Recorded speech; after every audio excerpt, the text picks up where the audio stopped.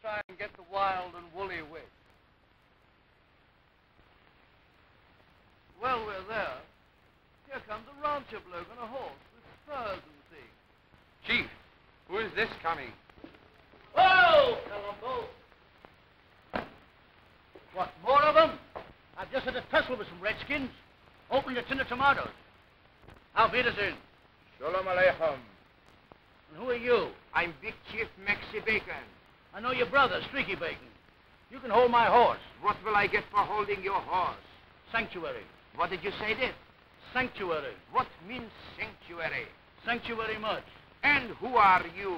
I'm Billy Bennett, the cow heel. The what? The cowboy. Well, cowboy, tell us a story. Okay, kid. A tale of the prairie entitled, She Was Wrestling with Her Conscience When She Fell. In the golden west on a sun-kissed crest stands the parachute saloon, where cards and dice and every vice are played to a ragtime tune. And back at the bar in a poker game sat dangerous Dan McGrew, watching his luck with his light of love, the lady that's known as Lou. Now, Dan, the conservatory man, he worked underground all alone, digging for dope, scrounging for soap, pumping for eau de cologne. He claimed to be Mother Siegel's son. Vouch for that statement I can't. Now, Dan was a gink that would mop any drink from laudanum to unsweetened gin.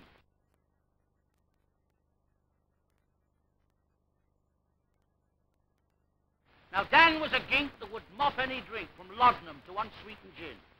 You can tell he was tough. He'd eat salmon and stuff without even opening the tin. Picture a real tough son of a gun, a man that could fight any two, with hair on his chest where the birds used to nest, and that's dangerous Dan McGrew. Out in the snow, it was 50 below, and would give a brass monkey the croup, when in came a stranger, dismounted, on foot, and disguised as a slice of pea soup. In a football shirt that was glazed with dirt, he looked strange in his evening dress clothes.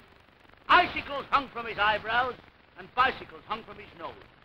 He looked like a man with one foot in the grave. You could see at a glance he was queer, but he made a rude noise with the back of his neck, and bubbles came out of his ear. Who is this man? Said Dangerous Dan. And Lou, with a voice like a crow, said, I know the stiff. It's Buffalo Bill, Buffalo Bill, and he's running a Wild West show. At the coconut shies, Dan McGrew shut his eye. He picked up a ball made of lead. He let fly at a nut, but it bounced in a rut and hit a ball man's nut instead.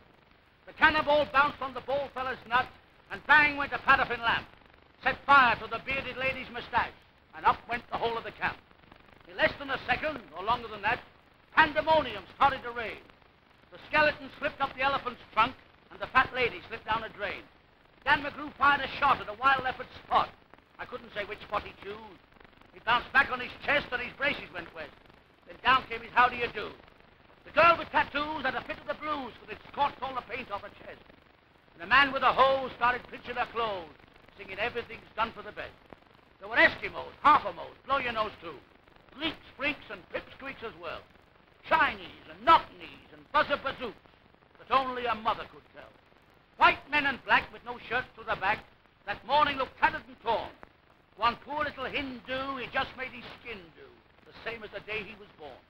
With a heart like a rock and a boot full of sock, Buffalo Bill started off with his crew. And though the journey was long, they all walked to Hong Kong through the shooting of Dan McGrew.